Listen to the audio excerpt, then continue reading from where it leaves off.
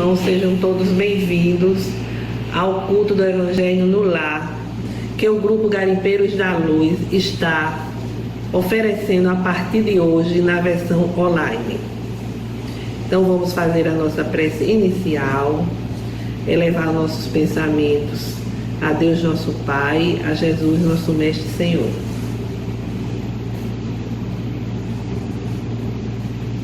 Senhor Jesus, dai-nos a vossa bênção, nos envolvendo em vosso manto de luz, nos fortalecendo para os desafios que a vida terrena nos oferece como forma de aprimoramento, e ajuda-nos a vivenciar o vosso Evangelho, colocando-o em prática no nosso dia a dia, para que assim possamos vencer as nossas más inclinações. Dai-nos a vossa bênção de infinito amor, envolve-nos em luz, nos fortalecendo, nos iluminando, agora e sempre, que assim seja. A nossa leitura será do livro Pão Nosso, pelo Espírito Emmanuel, psicografia de Chico Xavier. Mãos à obra. Que fareis, pois, irmãos, quando vos ajuntais? Cada um de vós tem salmo, tem doutrina, tem revelação, tem língua, tem interpretação. Faça-se tudo para edificação. Paulo, na primeira carta aos Coríntios, capítulo 14, versículo 26.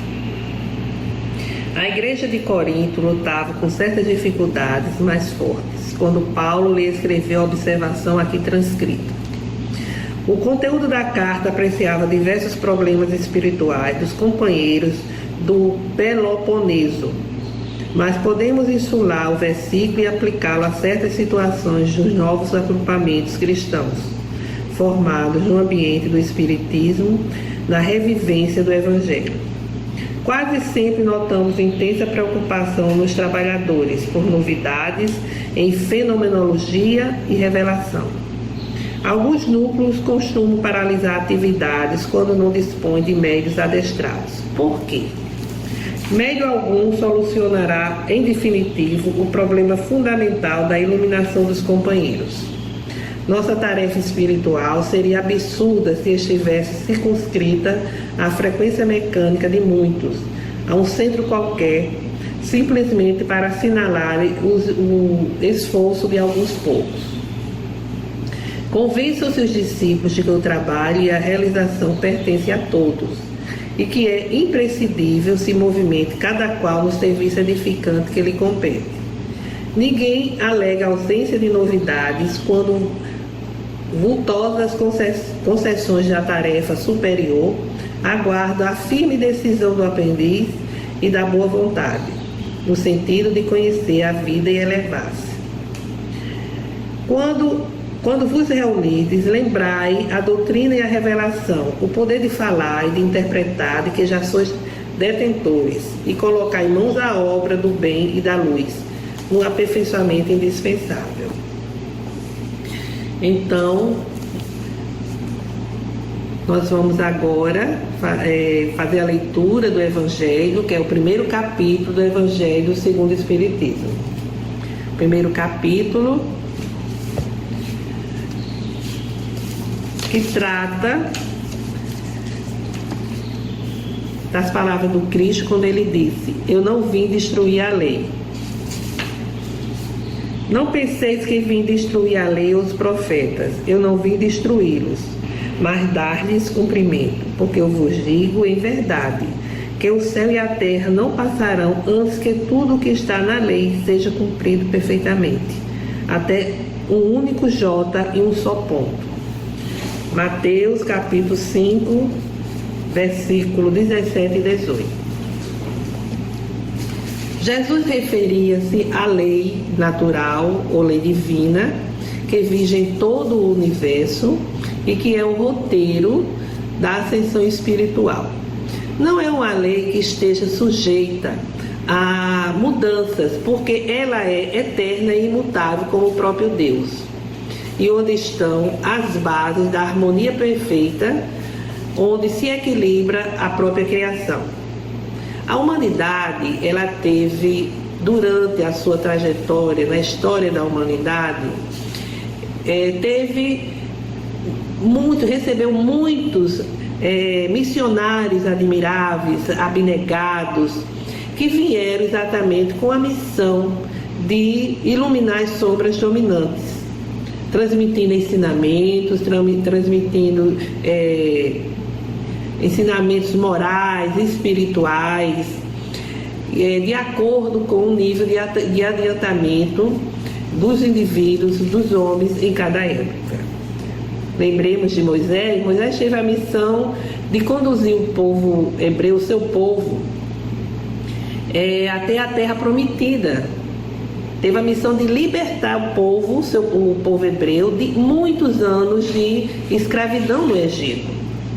Então, um médium extraordinário, o mensageiro do Divino Mestre, quando fazia a travessia pelo deserto, orando no Monte Sinai, ele vai, através do psiquismo divino, receber essas leis divinas.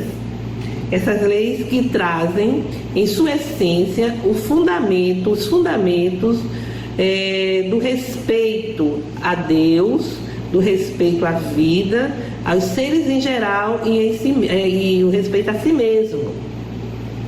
Então, os hebreus foram os primeiros a acreditar na existência de um Deus único, Pai de todas as criaturas e providência de todos os seres. Jesus, ele chega à Terra para o seu messianato, encontrando um ambiente altamente perverso, podíamos até dizer, com a ignorância predominando, com leis injustas, com leis impiedosas, condenatórias, com exatamente assim, com a visão de que o ser humano era apenas um animal passível de ser domesticado. E é nesse contexto de tantas adversidades que Jesus implanta a era do amor. Os seus ensinamentos em volta do amor como sendo a própria lei. Imagine que naquela época o amor era sinônimo de fraqueza, era um sentimento apropriado só para a mulher.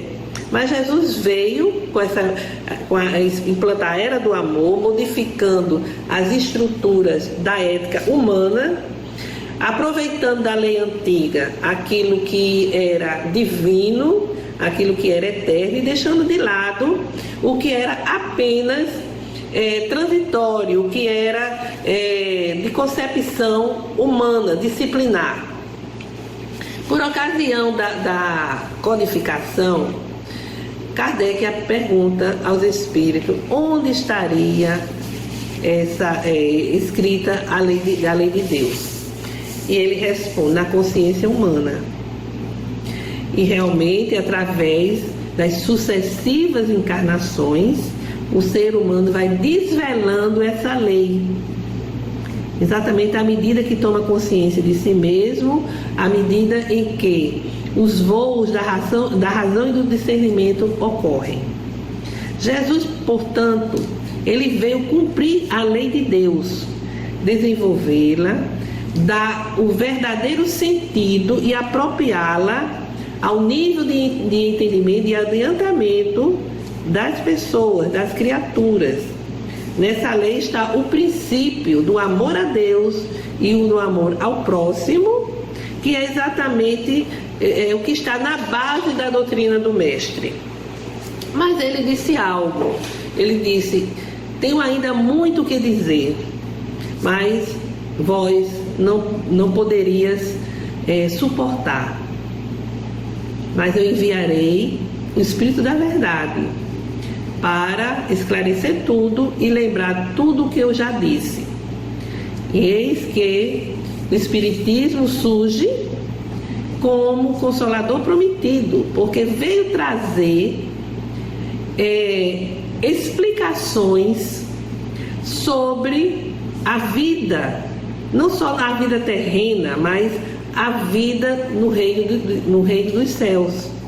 Veio nos falar exatamente sobre a origem, a natureza dos espíritos, do mundo espiritual, a relação que se estabelece entre o mundo corpóreo e o mundo espiritual.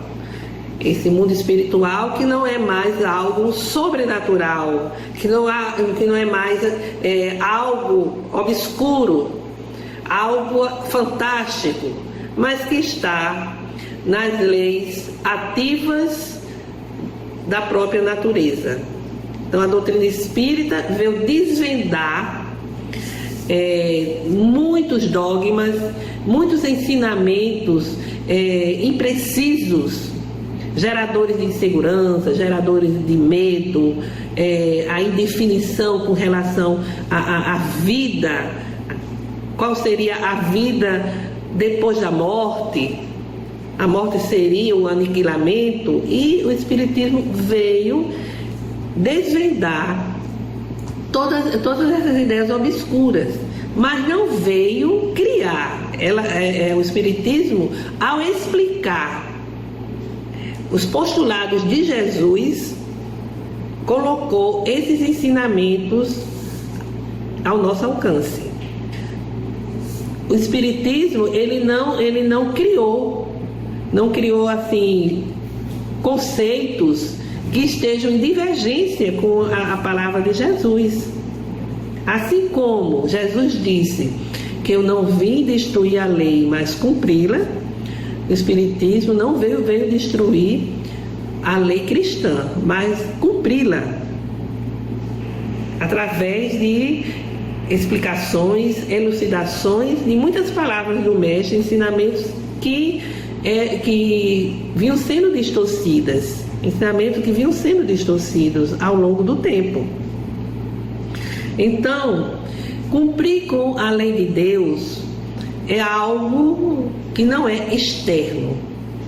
Nós não cumprimos com a lei de Deus com atos externos, com cerimoniais, com rituais, não.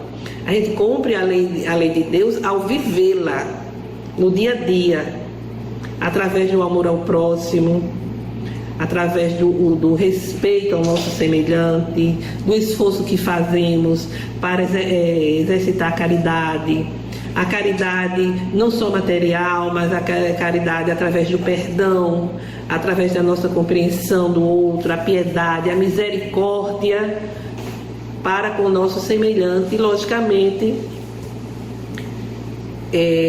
para com a nossa própria pessoa, né? Ter piedade das nossas próprias fraquezas, das nossas inferioridades, das nossas limitações, mas com a fé de que estamos no caminho da evolução até atingirmos a condição para a qual Deus criou a todos nós, que é da perfeição relativa. Então, ficam aqui essas reflexões, a sugestão do estudo, do aprofundamento do Evangelho de Jesus, onde está a mensagem de luz e de fortalecimento que todos nós necessitamos. Então, vamos agora nos preparar para a nossa prece final.